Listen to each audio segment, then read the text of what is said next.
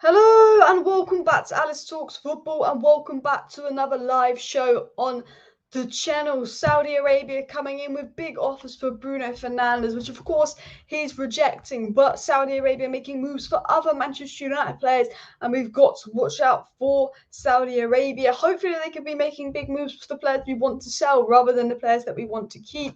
They seem to be buying every other team's deadwood off them. Can they give us 20 million for Alex Telles?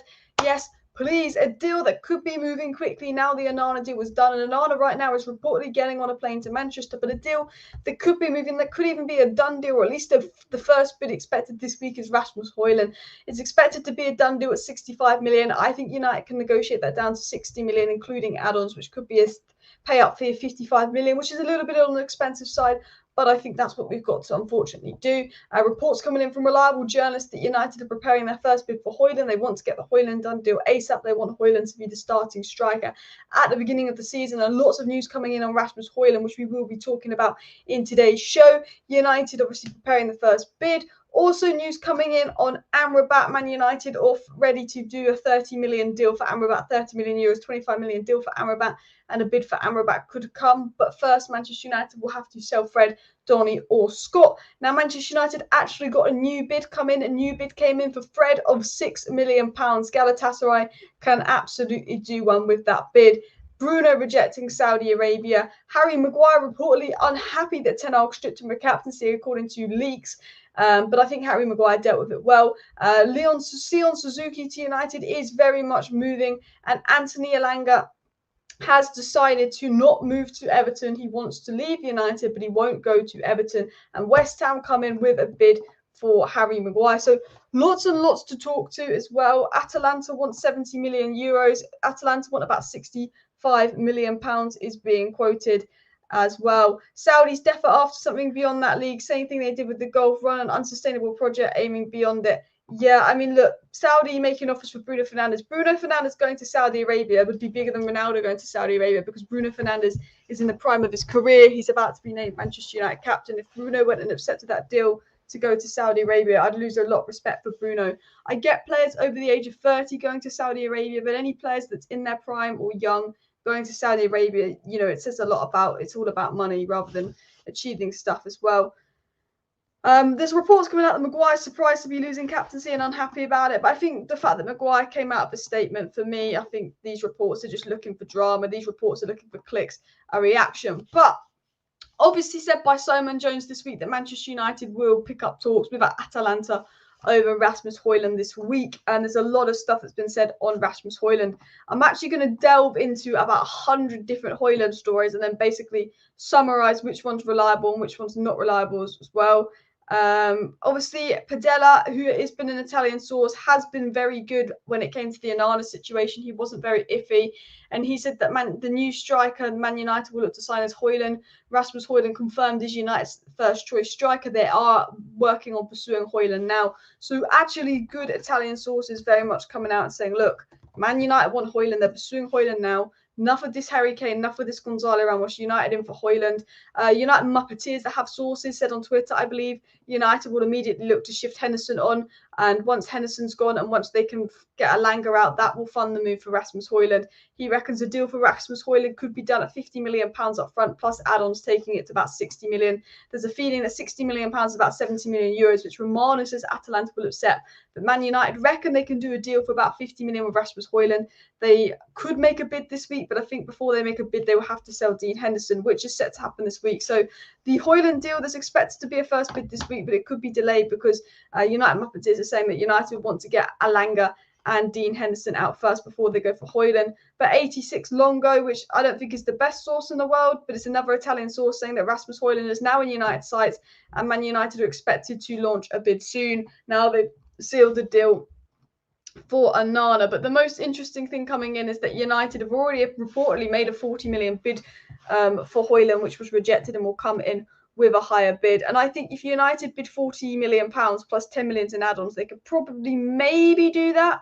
But I think United would have to probably bid £45 million plus 10 million add-ons to get a done deal, because Atalanta aren't going cheap. And I think that would be fair. Obviously, the very reliable Simon Jones said United will pick up talks with Atalanta over Rasmus Hojlund this week. An offer worth £65 million could be enough. And I think, you know what, we can get a lot more. We can get him for a lot less than £65 million, in my opinion. I think that while I like Hojlund, while I rate Hojlund highly, I think that, you know, that he's a great player, but I reckon we could get him for a little bit less than £65 million. I think we can get a deal on for 60. So lots of news coming in on Rasmus Hojlund, which I will cover.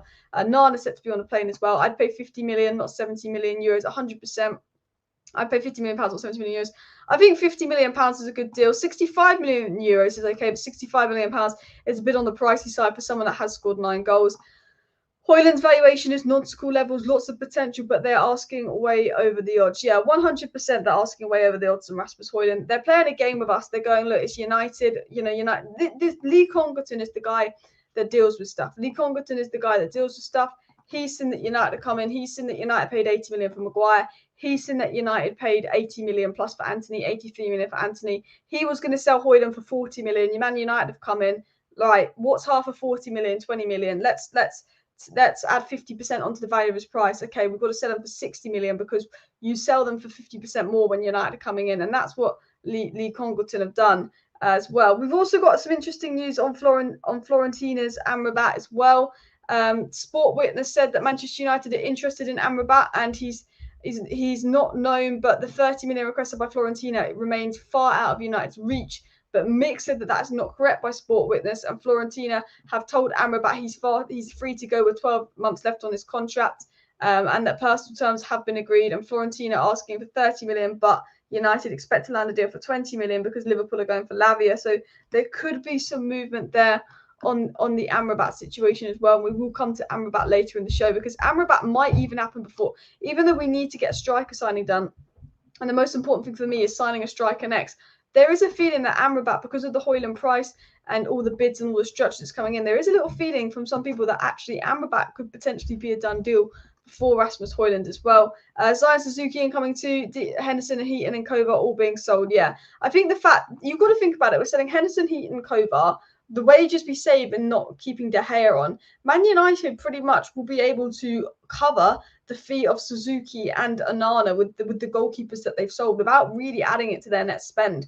You know, I think Man United are going to be able to get Onana, Mason Mount and Rasmus Hojlund for about 150, 160 million combined through the money they make through selling goalkeepers and stuff. I reckon they can get those 3 signings done for a net spend of 120 million pounds. You sell Fred, you sell Elanga, that funds the Amrabat move, bish, bash, bosh. And I think the most important thing for me is that United get 3 key signings, which is Hojlund, Mount and Onana.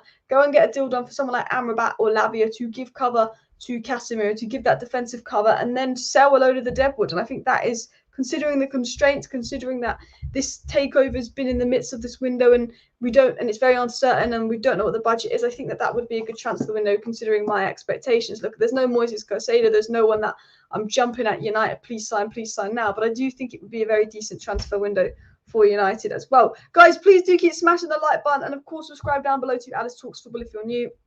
If you do want to stay up to date with all the latest Manchester United news, transfer news, updates and more, make sure you subscribe to the channel. Go live every single evening in the channel around 6 p.m, updating you on the transfer news and do videos every single morning as well. Will be interesting to see if average Saudi Pro League attendances can match League One this season. It will be interesting to see how the Saudi League attendances go up, but I don't think Bruno would go to Saudi Arabia, and as far as I'm aware, he's rejected that as well. 65 should be the highest we pay with add-ons included. Yeah, I mean, I'm not a big fan of paying 65 million for this guy. I think it would be a massive overpayment, despite me rating Hojlund massively, but including add-ons, that is the highest we can pay. 65 million euros would be a good job, but as I say, 65 million pounds for me is pretty high. If the funds are tight, it seems Exec should have been way more proactive with sales. Exactly. The thing is, United will say the funds are tight, the funds are tight. United could have sold players a lot earlier. United could have been a lot more proactive with sales. I don't know what we're doing, but I feel like we're faffing about with sales way too much as well. Chelsea have still got injury crisis with Fofana not travelling for his knee injury. He's like Martial. Martial's always injured. But Man United's only excuse for not doing the business they wanted to this summer is because they've been too slow and they've faffed about with selling people. We are the 17th of July. We've not sold anyone, unless you want to count Ethan Laird and Zidane Iqbal, but we've not sold anyone that's going to raise a reasonable amount of money. Eric Ten Hag basically said, I want McTominay sold, I want Fred sold, I want Donny sold, I want Martial sold, I'm open to Sancho being sold, I'm open to Maguire being sold, I want Telles sold, I want Bailly sold, I want Williams sold, I'm open for Mejbri and Elanga and these young players to be sold. Okay, who's actually been sold? Who's actually been sold that's going to raise us over £10 million? No one. We get a new bid coming for Fred at €6 million because oppositions are laughing at us. Why? Like Fred, I'm sorry, we can get 20 million for Fred. 15 million maybe because of his age and 1 year left of his contract, but we should be getting 20 million for Fred.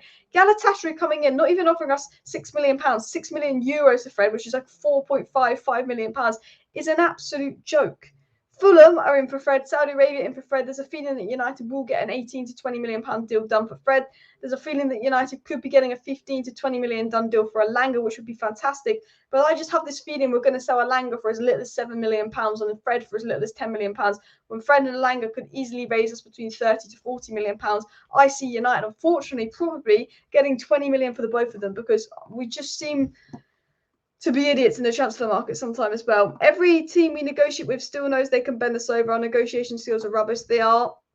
It is a big problem at United. Our negotiation skills aren't good enough. Every team knows that they can play United about. Every team knows United's strengths, United's weaknesses. I think that we have improved, and I'm not going to go too much in on Arnold and Murta. I think that it would really cause this problem. I think at the end of the day, the big problem caused was by Ed Woodward.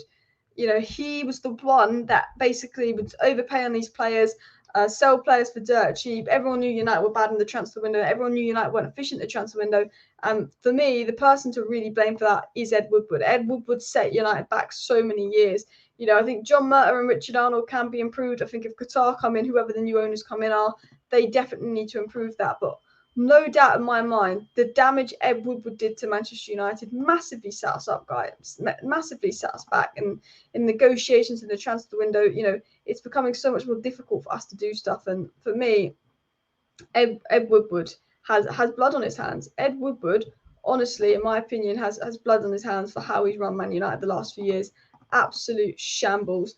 Amrabat next. We get into the Amrabat stories, and then we'll talk about some other stuff regarding United. Mason Mount potentially playing left wing as well. So interesting stories coming in on Amrabat. Florent, obviously, Sport Witness is saying that Man United won't pay the Amrabat asking fee, which we know is a lie. But Simon Jones, who is a good source, has spoke about United going for Amrabat, and lots of other good sources have spoken about United going for Amrabat. But obviously, was said by Simon Jones that Manchester United expect offers for Fred, Donny van de Beek and Scott McTominay, which will open the door for them to sign Amrabat.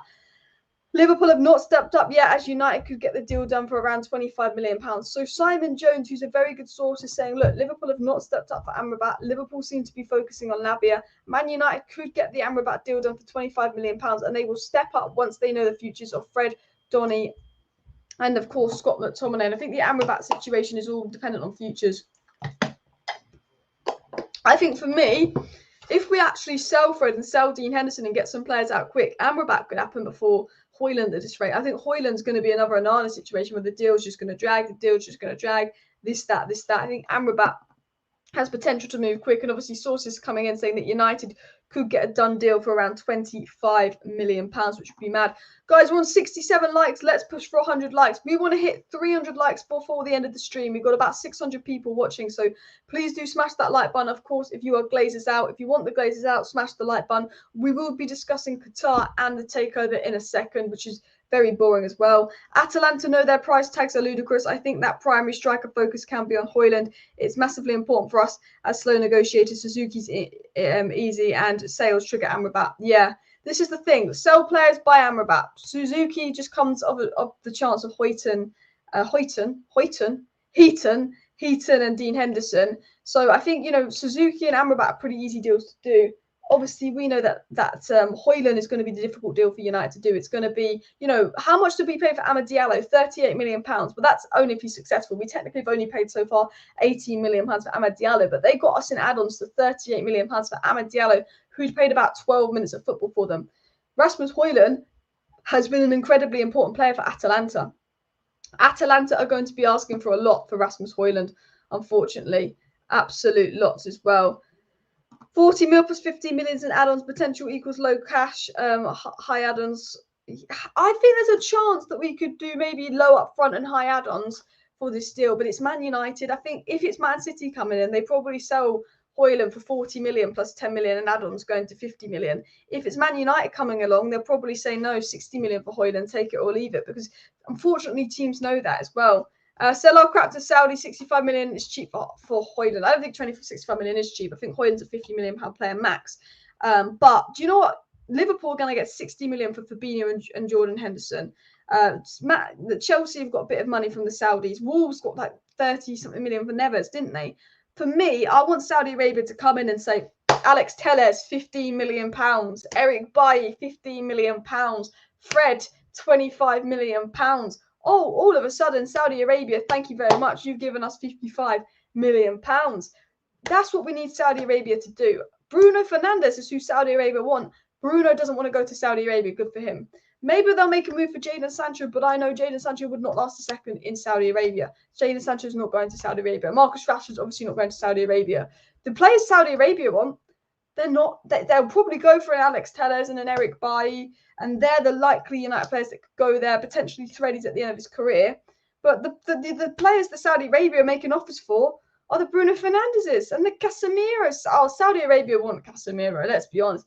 But, you know, these players are in their prime. They're not leaving United. But if Saudi Arabia could do us a favour, Eric Bailly, please. Please. Alex Telles, please. Put in an offer for Fred, please. Alanga's not going to go to Saudi Arabia. He's got bags of future ahead of him. Who was the guy from the Scottish League? Wasn't there a guy from the Scottish League that was like 22 that's gone to Saudi Arabia? Am I like imagining something? I swear there's a young player that has actually gone to Saudi Arabia. I mean, Ruben Neves is pretty young. Ruben Neves, yeah, says, "Oh, I don't want to stay at Wolves. I want to be in the Champions League." I don't know what the accent is. He's Portuguese. He doesn't sound anything like that. Just ignore that. It goes to Saudi Arabia. I get, you know, if I'm a 32-year-old player and I've won it all and I'm no longer in my top form and I'm not playing enough, if Saudi Arabia come knocking on the door with 700 grand a week, you know, I get that. But, you know, anyone in their prime that goes to Saudi Arabia would be disappointing. And you know what? If Bruno had accepted that Saudi Arabia offer, I would be fuming. He would have been our captain. He's one of our most important players. I'd have been fuming, but like I'm not worried about that. Bruno's reportedly rejected 2 or 3 offers from Saudi Arabia. You know, Liverpool. If I was a Liverpool fan, I'd be fuming with Fabinho. I know Fabinho was pouring on the drop-off, but it's going to be difficult for Liverpool to replace Fabinho because Liverpool have just signed Szoboszlai and they've just signed McAllister. And Liverpool have signed a lot of midfielders, but Liverpool have also let go of a lot of midfielders. You know, and Liverpool will probably get Lavia. But there is a look that Liverpool are looking at Amrabat. If Liverpool want Amrabat, they'll get him. Man United and Liverpool wanted Cody Gakpo. United faffed about and said, wait till summer. Liverpool said, boom, we'll go sign him now. The manager wants him. Cody Gakpo goes to Liverpool. Amrabat would prefer United over Liverpool. Amrabat had a relationship with Ten Hag. United are more interested in Amrabat because Liverpool are focusing on Lavia. However, Arsenal are also interested in Lavia, so there is a big competition there for Liverpool. I wish United were focusing on Lavia, but we're focusing on Amrabat. My fear is, you know, we should get this Amrabat deal done once the sales are done. We're going to get Hojlund. We're going to pursue Hojlund no matter what. But we should get this Amrabat deal done once the sales are done. Because I think Liverpool, if something slips with Lavia, they will go straight for Amrabat. And if we're going toe-to-toe with Liverpool for Amrabat, it doesn't matter if Amrabat would rather come to United than Liverpool. Liverpool are efficient. Liverpool will go, this player wants to come. Let's get the deal done. United, fortunately slow. Luton Town hope for Manchester United. Green light to sign Tom Heaton. Yeah, basically, United are holding up the goalkeeper market. Basically, now Onana's done, Dean Henderson can go to Nottingham Forest. And when Dean Henderson goes to Nottingham Forest, Manchester United can sign Suzuki. And when Manchester United signs Suzuki, Tom Heaton could go to Luton. And there's like this goalkeeping paradox. And United have just got the power to hold up the whole transfer window here as well. Maguire should go to Tottenham instead of West Ham. So, guys, I want to get into the Maguire news, actually, because we've actually had a bid in for Harry Maguire. Reportedly, Manchester United rejected a bid from West Ham for Maguire because it was a loan offer. But in terms of Maguire, it was said by Fabrizio Romano, the feeling is that clubs interested in Harry Maguire will wait days and weeks because there is a potential for Manchester United to reduce the price. Manchester United are asking for a price of 40 million for Harry Maguire, but that could be reduced to about 25 million come the end of the transfer window, which is fair enough. It is a very hefty price. If we can get 40 million for Maguire, brilliant. The problem is, and I've said this before, if we're selling Maguire and we're replacing him with Disasi, I don't think that's a replacement that moves me. Tobido, you know what I'm talking about. I can't say his name now. Tolibo, Kim Min-jae. So I know I'm just going off in a waffle here. Man United should have sold Maguire at the start of the window for 25-30 million. We should have told Maguire in April, you're off. Adios, mate. Find a move in June, please. Adios. You're not wanted. You're not captain. We should have sorted that in June, and we should have got Maguire sold in June so we could get Kim Min-jae. Because I tell you this now, a very reliable source, I can't remember who, they said Kim Min-jae wanted United. Ji-sung Park fan. United had an interest in Kim Min-jae, had talks to Kim Min-jae. Kim Min-jae was open to United's project. Napoli had conversations with Kim Min-jae, and Man United said to Napoli, we can't promise you that we will pay £42 million release clause for Kim Min-jae. £42 million release clause for Kim Min-jae. Kim Min-jae, one of the best centre-backs in Europe. Kim Min-jae, this unbelievable player. Man United go to Napoli, we can't promise you we'll pay that money. So Kim Min-jae goes, well, I don't know if United are going to pay that money. They said it depended on if they sell Maguire or not. We obviously didn't sell Maguire because his release clause is no longer active after the 14th of July. He went to Bayern Munich. Had United been organised, we would have sold Harry Maguire and signed Kim Min-jae for £42 million. Had we been organised this transfer window. And look, Mount's a decent signing, and Nana's a fantastic signing. Hojlund will be a great signing, and Amrabat will be a great addition too. But one of the most important things that we were meant to do this transfer window was sell players. We've known since February. Ten Hag's wanted a lot of players gone. Ten Hag wants Bailly, Tellez, Williams gone. They're all still here. He wants Martial gone. He wants Donny gone. He's open to selling McTominay. He wants Fred gone. He's open to selling Alanga. He's open to selling Maguire. He's open to selling even Sancho if need be. He's open to even listening to offers for Wan-Bissaka if need be. There's a lot of players that Ten Hag wants to sell, and there's a lot of players that Ten Hag will listen to offers for. The fact that we've sold Sedanic ball for a ridiculous €1 million fee, and that is it this summer, is an absolute joke. Dean Henderson, I'm sure, will be sold. Alanga, I'm sure, will be sold. Fred, I'm sure, will be sold. But I don't know why Manchester United are doing this thing where they're waiting till the end of July to sell players. Had we sold these players in June, and we sold Maguire in June, we could have had Kim Min-jae. Kim Min-jae puts Varane on the bench. If Varane is your bench level backup centre-back, that's the standard you need to be an elite side. To achieve good depth isn't replacing Maguire with Disasi, another player that's not better than Varane and Martinez and that's going to sit on the bench. And Disasi is probably not much better than Maguire. You know, if we want to achieve good depth at United, the centre-back that we signed to replace Maguire should be better than Varane, should be challenging Varane. You know, we've signed Mason Mount because he puts Eriksen on the bench. Eriksen was our starter, and Mason Mount puts Eriksen on the bench. You know, we need to sign a striker because we need Martial and Weghorst to be on the bench, and we don't want to be relying on Rashford as striker.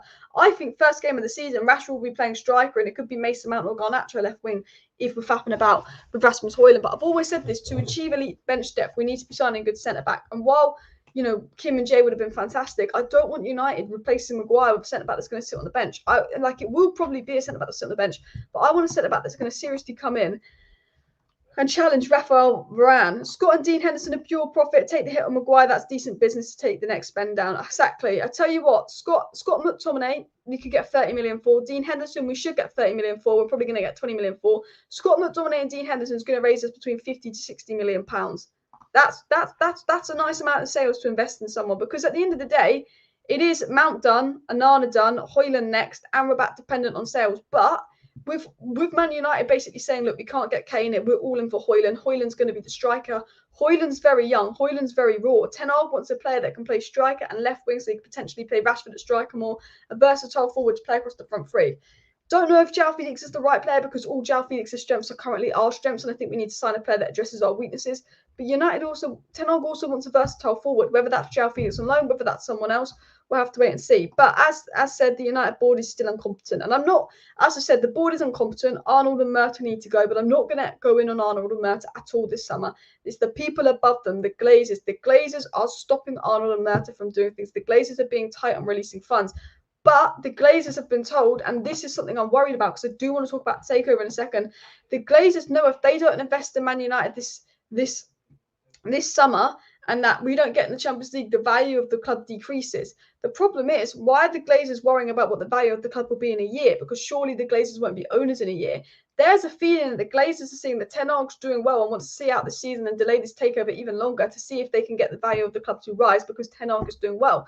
The Glazers know if Ten Hag's successful, if we win a Premier League, if we win the Champions League, the value of the club goes up and up. The Glazers are releasing funds because they want the value of the club to go up as part of their takeover scheme. But there is this fear that the Glazers could delay this takeover for, I'm talking, a solid year to see if the value of the club goes up, which for me will be an absolute joke. Now, I don't think that's going to happen, but you just don't know, because they were negotiating giving Qatar exclusivity a couple of weeks ago, and now we're hearing this and that. David says, sign up Amrabat. We need to sign up Amrabat. New owners, Glazers are staying. I think, look, We'll talk about that situation in a second. I'm just going to take a quick drink of water as well. Unless Qatar increase the offer at least 25%, I do not think the Glazers are going anywhere. We will discuss that.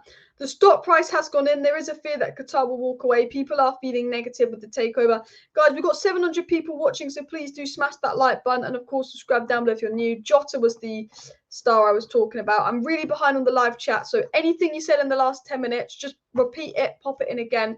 I'm going to scroll to the bottom of the live chat as well. Alice, who are your must players to sell/buy? Sell. Brandon Williams, 5-10 million. Eric Bailly, 5-10 million. Alex Tellers, 5-10 million.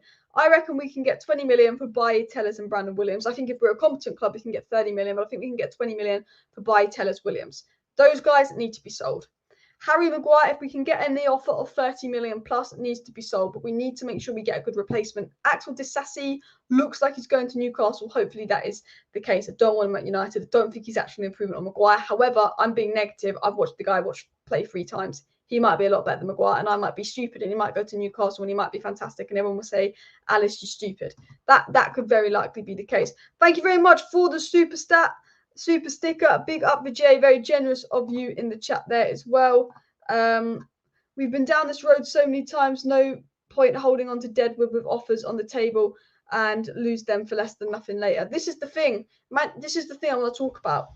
Maguire sold. Cool. Forget McTominay. For me, needs to be sold. And I'll tell you why McTominay needs to be sold. I know we're looking to sell Donny. I know we're looking to sell Fred. The reason I think Scott McTominay needs to be sold is because we were getting a 30 million offer from him from Newcastle in January. I think Scott McTominay is not going to come and play week in, week out for United next season. Scott McTominay is not going to play a whole lot of football for United next season, is he? Let's be honest. He's not going to play a lot. Maybe if there's a big injury, he does. But I can't see McTominay playing a lot. Thank you for the super sticker, of course. Big up there with the super sticker, Vijay, if that's how you say your name. Sorry if I said that wrong. I don't think Scott McTominay is going to play a lot. So I think if we hold on to Scott McTominay, if we keep on to Scott McTominay for too long, I think, I think the value goes down and all of that. I'm super behind on the live chat, so I do apologise to you guys. I've got a bit of a headache, so I hope I don't appear too out of it. But big up for the super sticker. That was really generous. We've got 700 people watching, so of course, smash that like button and of course, subscribe down below if you're new. Guys, we are on the road to 70,000 subscribers on YouTube. The goal was to hit it by the end of the transfer window, which is looking a little bit on the ambitious side, but we're on 65,787 subscribers. We're 13 subscribers away from 65.8k. So if you're watching now and you're not subscribed to the channel, I'd really appreciate it if you do go ahead and click that subscribe button. And of course, smash that like button because we're going to talk about the takeover and some interesting developments on that in a little bit. So please do that. It would be appreciated. Rashford is not a striker. I agree. I want to talk about this, actually. I want to talk about loads of things. I've got so much to talk about as well. But I don't think Rashford's a striker. I think Rashford can play the old game as striker, but I think we need to sign another attacker on top of Hojlund because I don't want to be playing Rashford striker. I think Rashford's best on the left wing, but I don't mind Rashford playing striker a couple of games. I think he's really improved his game as a striker under Benny McCarthy. He's been brilliant. If nobody wants to buy Maguire or Martial, then we should buy them out their contracts and move them on, but we have idiots in charge who would never do that. To be fair, I don't think it's worth buying Maguire or Martial out their contract because at the end of the day, they might have use. Maguire, something happens to Varane, he's injured. Maguire's there to fill in. If we're buying him out his contract, we're not saving any money. I think if something happens to Rashford and Hojlund and Martial's fit, which seems mission impossible, Martial being fit. I mean, I don't think there's any point buying Maguire and Martial out the contract. Someone like Phil Jones, who has absolutely no use whatsoever, 100% all for buying them out the contract. I think that Maguire and Martial, they're not going to be starters, but as bench player, they can have some use next season. So I wouldn't buy them out the contract, but we should be looking to sell them and selling them on. And unfortunately, because we've given them such ridiculous wages of over 200 grand a week, it's so hard to sell them on. The only people that are going to pay them the kind of wages we do is Saudi Arabia. Now, to be honest, low-key think Martial could go to Saudi Arabia. Low-key do. Maguire wouldn't. I think Martial. Do you think Martial goes to Saudi Arabia? Watch the space. United will sign Kane. I think we're too deep in for Hojlund. United seem to be quite advanced for Hojlund. United seem to be pushing a lot for Hojlund. I'm not sure if anything's going to happen for Kane. United really looking at Hojlund as well. As Diego says, over 700 people watching. So big up everybody. Just over 650 people now. Big up for the super sticker as well. And stop worrying, Alice. This 170 million is fake. It's rubbish, and the stock price has risen to $23 today, almost up $1. Let's have a look at this. Actually, you make a good point. New York Stock Exchange, stock price, Man United. Man United's budget is now reportedly 50 million more. Now, I want to get that chat up by Kevin actually, because Kevin makes an interesting point here. And what I want to bring up is this. Man United's net spend budget was 120 million. And it was said if Qatar come in and clear the debt, they will have an extra 150 million to spend. 120 million has been quoted by all the great sources as the budget. But if Qatar come in, they've got an extra 50 million net spend. Now sources are saying United can spend up to 170 million. Now sources are saying United got 170 million net spend. Could that potentially be an indication of, something interesting's happening with Qatar here? Something interesting happened with Qatar with potentially. What is interesting is the stock price has risen. We'll look at it here. It was a little bit lower. We look at it on the 17th. It has massively risen a little bit. It's gone up nearly $1. I have to say, the stock price is the best indication of where the takeover is going. And I think the fact that it's gone up $1 is pretty telling. I think, it doesn't say it all, but, considering the news has been quiet and it's gone up $1, could people around the space know something? Could the fact that our budget has remarkably added 50 million onto the next spend and we could only do that if Qatar comes in, made people excited? But I do think the fact that the stock price has gone up is interesting, because it was very high and then it went low again, because we've heard nothing these last few days. It went low again and it's starting to rise. So stock price is always an indication. I think, look, this is when we all thought it was going to be so Jim and Qatar were out. Look how low it was. Look how low it was. And then look how high it gets. And the fact that it's still high is the indication that actually things are still happening that we might like to see. So that I always think that's interesting as well. Keep smashing the likes, people, and of course subscribe down below as well. A simple answer: Glazers didn't buy United to win trophies. They bought United to make dividends, to make money, not to spend money. And you all don't see the debt is going up and the stadium's rotting. We all know this. You're stating facts, mate. You're stating absolute facts. The Glazers brought United to make money out of. The Glazers brought United for one reason. They want to make as much money as they can out of Manchester United. That is what the Glazers do. We bought Manchester United not because we want to make Man United a superpower like Newcastle's owners do and Man City's owners do. The Glazers bought Man United because they were like, this team is the biggest team in England. It's one of the biggest teams in the world. It constantly generates this amount of money because it's such a loved team with such a massive fan base. Dividends, dividends, dividends. The Glazers look at this. Dividends, dividends, dividends. Every summer, dividends, dividends, dividends for us. That's what the Glazers see. And unfortunately, all the Glazers are saying is dividends for us, dividends for us, dividends for us. But because the Glazers have neglected the club so much, because the Glazers haven't owned the club well at all, they're getting to a point where they can't take dividends out of Man United. Man United isn't generating the money it used to, and the expenses in football have gone up. If we want to compete with the Cities and Newcastles, we've got to spend more, but we're not generating as much because we're not being as successful. So the Glazers' lack of strategy and plan these last few years of just taking out dividends and letting Ed Woodward, the clown, run the club has backfired, because United aren't generating the profit they used to generate. So the Glazers can't take out the dividends they want to. This is costing the Glazers, and this is what's forcing the Glazers into selling the club, because it's not viable for them to make money out of the club. They see Ten Hag's come in. They see Ten Hag's done well. If Man United start winning trophies, if Man United win the treble, the Glazers can take loads out in dividends. We can stay. And there is a feeling the Glazers might want to stay a little bit at the beginning of next season to see how Ten Hag does, to see if the value goes up. There are reports and feelings in the space that the Glazers will sell, but they're delaying it because they want to see if the value of the club goes up after the transfer window to make Sir Jim and Qatar potentially spend more. United Muppeteers are saying, despite reports, Onana is not on the plane to Manchester just yet. Fabrizio Romano has confirmed news that Marcus Rashford has signed a new deal at Manchester United. It's all sealed and delivered. Club statement soon. So Marcus Rashford deal is done. We'll get back onto the Twitter because we've still got a little bit of news on Hojlund to get into as well. But as I'll get up Romano's tweet here, if it wants to load, Rashford, Romano has confirmed that deal is a done deal as well. The only thing I worry about selling some of the deadwood is if you saw how we lacked players last season when injuries came bad. We do need to sell deadwood, but this is the thing, and I think you make a good point here, David. We need to sell deadwood, but then we have to replace them. The problem with United is I don't see us replacing the deadwood. If we sell McTominay, Fred, and Donny and replace that with Amrabat and Mount, that's not enough. You need another midfielder in. You need to sell 3 to buy 3. You need to keep this depth up. If you sell Maguire and we don't replace him with another centre back, we've got poor depth. This is the thing. We need to sell the deadwood, but we need to invest the money we get from selling the deadwood into buying a replacement. But because we're not going to sell the deadwood for much money because of the ridiculous wages at Manchester United that actually no one wants to pay much money to buy our players, we're in this predicament and this problem of, we're going to sell this deadwood. But actually we're only going to get 5 million for our deadwood. So we'll sell deadwood, but we don't have enough money raised from selling the deadwood to replace all the deadwood. So now we've got poor depth. There's that worry as well. Part of me wonders whether we could get Hojlund and Amrabat done within a few weeks and wonder what extra sales could get us for the rest of the window. I agree.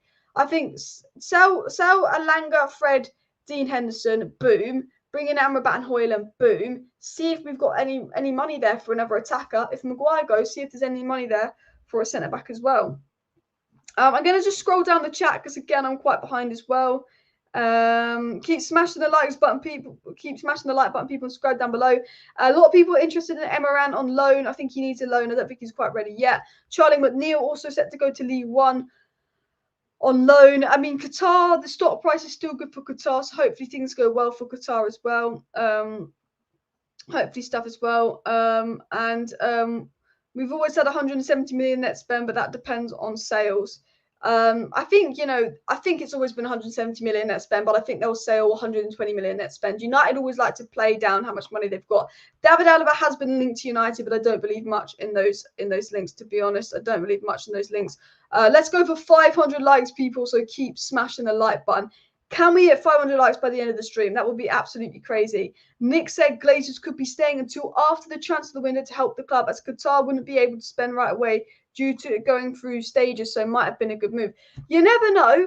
Doesn't sound like the Glazers, because the Glazers have bad and evil intentions, but this would be brilliant. This would be brilliant if the Glazers have gone, you know what, Qatar, we're going to stay here for the summer. We're going to spend and all of that. The problem is, as nice as that sounds and as much as I want to believe that, do we see the Glazers doing something that thoughtful and that selfless for United and actually doing something to help United? Unfortunately not.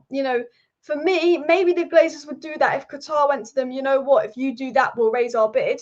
If there's something in it for the Glazers, they could do it. If the Glazers think, all right, if we do this, Qatar are going to raise their bid and Qatar are going to do this, they could do it. And potentially the Glazers are staying longer because they know that it's too late for a transfer window, so they've got to control this transfer window. If we see some big movement happening in September, fair enough. But I just don't see the Glazers doing something that nice for us as well. Alice, we can sell Maguire, McTom, Fred, Martial to Saudi Arabia for much money. McTominay's not going to Saudi Arabia, and Maguire won't go to Saudi Arabia. I tell you that now. Maguire's got a chance to play in the Euros. McTominay's still in his prime as well. Surely the Glazers will go, but does not seem imminent this summer given our somewhat limited budget and concerns with assets against debt. Yeah, I mean, look, the fact that the Glazers are still here is a joke, but you've got to remember the Newcastle takeover took nearly a year. This takeover, unfortunately, could take nearly a year as well.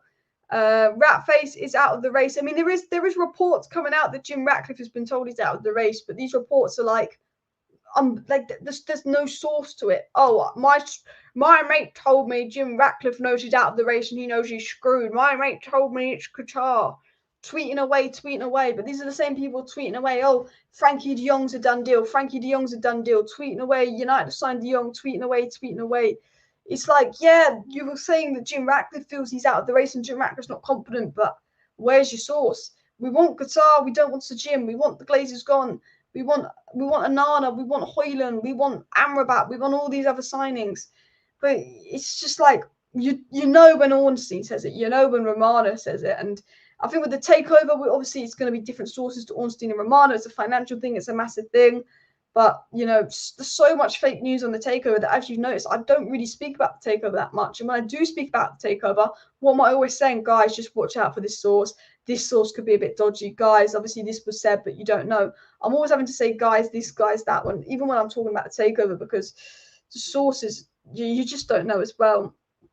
And it's only be for Britzy, other sources of crap. I mean, look, there are some good sources. We've got quite a lot of good sources, but a lot of our good sources are people that you know are briefed by the club. So what they'll say is true, or what they'll say could be PR because it's what the club wanted to say.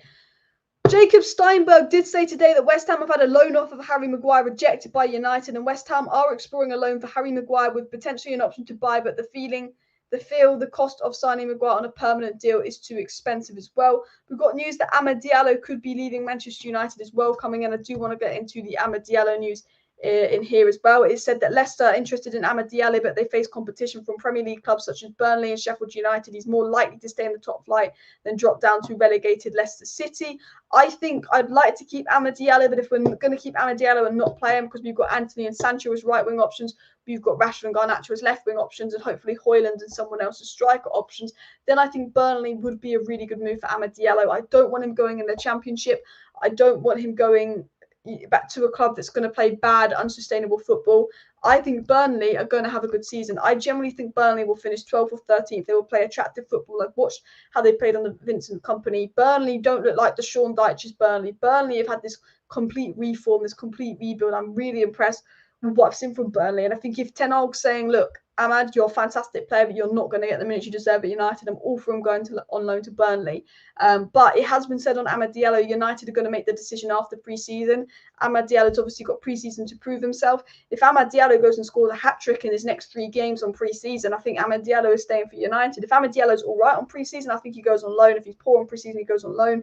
But if Amad Diallo has that Garnacho level impact, you remember when Garnacho came on for his debut and he was just like, he was just raw, he was just there.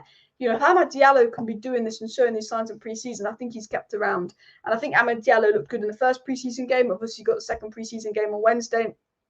And I think Amad Diallo's future is about pre-season as well. But I think Burnley would be a good move for Diallo if he's not going to get the minutes. But I actually think there's minutes there for Amad Diallo because Sancho's been inconsistent, Anthony's been inconsistent. But the problem is we wanted to see a bit more for Facundo Pellistri. Pellistri was good when he came on, but Facundo Pellistri didn't get the minutes he deserved. Facundo Pellistri is going out on loan. He's signing a new contract. He's going out on loan. I think with Amad Diallo, we you know, he could be a bit for Facundo Pellistri. So I do think, you know, as much as I want to play Diallo and him to stick around, I do worry he's not going to get the minutes. So big part of me saying, look, Lavia to Liverpool is quite advanced, and Lavia is also wanted by Arsenal. Basically, Liverpool are in talks with Lavia. Liverpool have had talks with Southampton about Lavia. Arsenal have had talks for Lavia. Man United are interested in Lavia but have not held talks, and they're monitoring the situation. Liverpool most advanced. Arsenal, if they sell players and have the funds, will go for Lavia. United haven't done anything for Lavia. United are just monitoring the situation. Monitoring FC is essentially back with United when it comes to the Lavia situation as well. We are one deal at a time, can't work on multiple deals. Yeah, it seems that way. Mount is done and Nana will be done. Dean Henderson will be sold. Suzuki will be brought.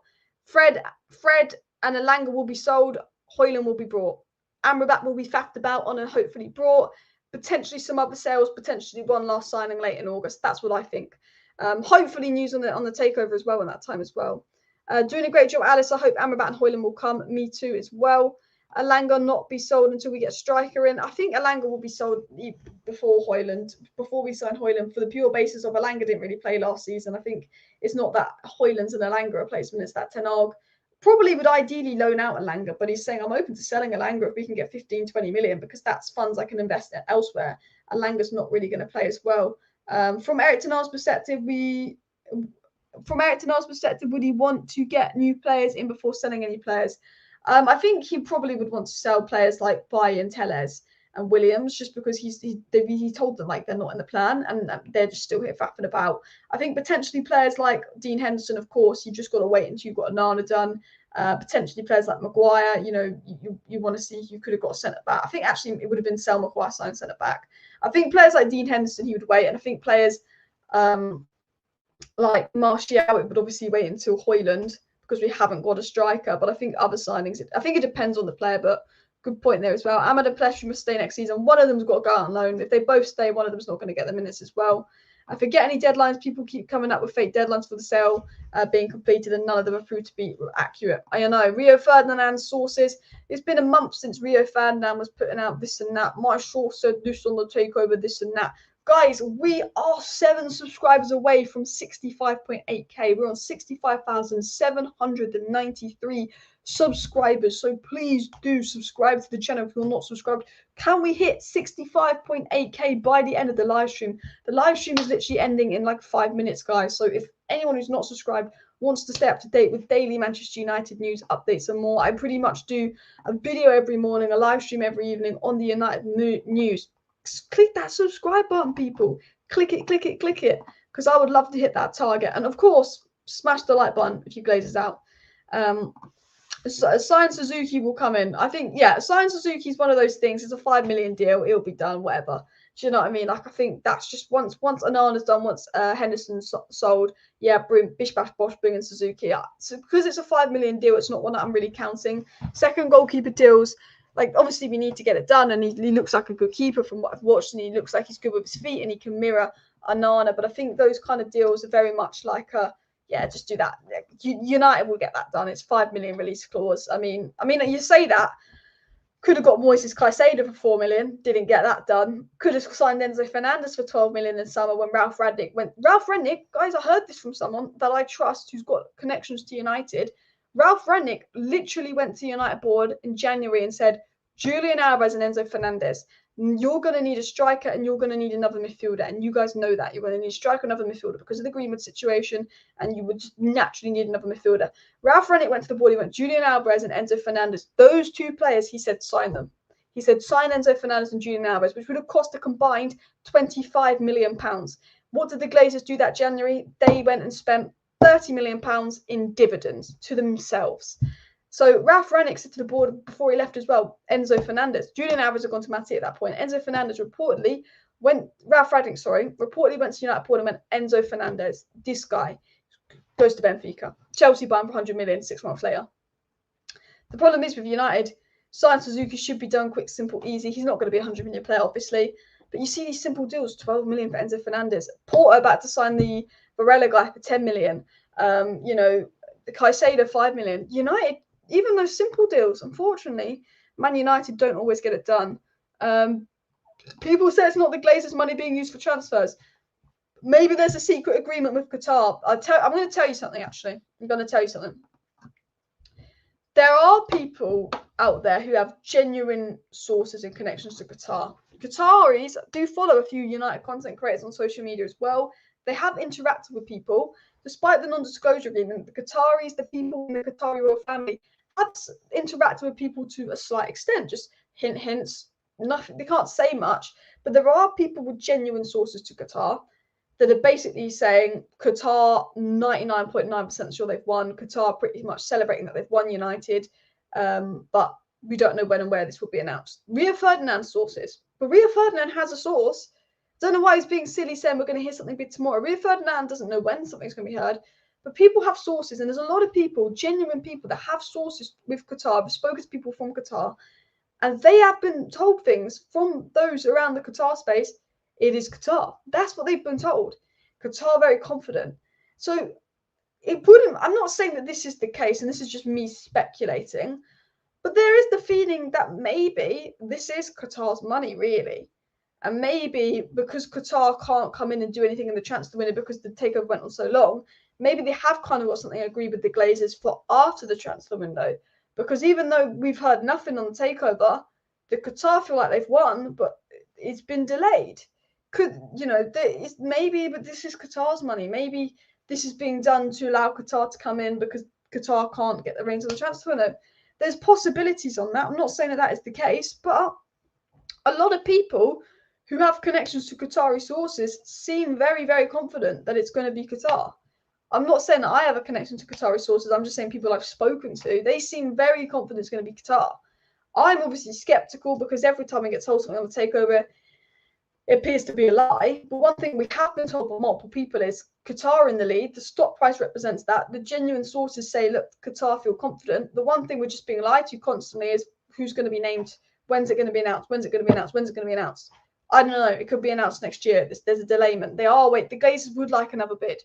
But, there is a lot of confidence from the Qatari camp that has been rumoured about as well. What percentage would you rate the possibility of signing Kane? I think signing Kane is definitely possible. I think signing Kane is definitely possible, but I think it's difficult because of Lavia, and I'm not sure if we've got the funds to do it. I do think though, if Kane doesn't go to Bayern Munich, and he is still at Tottenham Hotspur in January, not signing a new deal, I think Kane in January is very possible. And obviously, Kane on a free thingy-majiggy ain't going to have much of a say over that. What do you call them? Levy's not going to have much say over that because Kane will be free. I think if Kane doesn't go to Bayern this summer, United have got big chances of getting Kane in. Because even though we signed Hojlund, let's assume we have new owners by May. By December. Let's hope we've got new owners by December. It's a possibility. Guys, we're on 65,797 subscribers, 3 subscribers away from 65.8k. So if you are watching right now, don't want to sound beggy, but I'd absolutely love it if you subscribe. 3 subscribers to go to 65.8k. So please do. I might do a bonus video tonight. I've got a video that I was going to make tomorrow morning, but news could come out tomorrow morning, and it's just like some interesting video ideas. I've got like how we could line up with Onana and how this player would fit in and how Ten Hag is going to play next season. Like not even news videos, more videos about like plans and the way United will play, more tactical videos that I do want to upload at some point. So maybe there could be a bonus video tonight. Not sure. I've got a few things to do. So obviously, 2 videos today, 1 video in the morning, a live stream in the evening. Could be bonus content tonight. So do subscribe to that as well. People are saying that sources are a bit dodgy. Yeah, some of the sources are a bit dodgy. Garnacho's far better than that Ahmad has to go on loan. Well, Garnacho will be playing on the left, Ahmad will be playing on the right. I don't know why we compare Garnacho and Ahmad. They play on different wings as well. I'd keep Ahmad and loan him within the Premier League mid-season if he isn't getting the minutes by then. Yeah, someone like Burnley would be good for him as well. Alanga, highly unlikely to ever be Man United level, wouldn't mind a permanent sale. I think selling Alanga, as long as we can get over 15 million, would be good. I think if we're selling Alanga for 8 million, that's a joke for me. Keep smashing the like button, guys, and of course subscribe down below if you're new. Ralph's recommendations: Alvarez, Enzo, Lema, Guardiola, Akanji. I mean, half of them have gone to City and been good. That's the thing. Varela looks good. I've not watched enough of Varela, but from what I've read and heard about Varela, apparently he's really good as well. But look, I don't actually think. I just want to clarify. I don't actually think we've got Qatar secretly, and I don't actually think Qatar running transfers. I'm just saying, with the speculation, it's possible. But I think with the takeover, everything's so quiet as well. I'm 70% sure we'll sign Kane until he signs for Bayern. If Kane doesn't go to Bayern, I feel like there's definitely a chance there as well. Behind the scenes, the Sheikh does feel like he's won the takeover race, but we have to see really what happens to the takeover as well. But let's see if we can reach that goal. I am just going to quickly make sure no news has come in while I'm live. Onana was meant to be on a plane, but apparently he's not on a plane. Obviously, Rashford signed that new deal, which is brilliant. There's a few updates on Greenwood this, Greenwood that, but again, it's rumours. Do you know what? The things that really annoy me is just the rumours. The rumours. Oh, well, I've heard this about Greenwood. Oh, I've heard this about Qatar.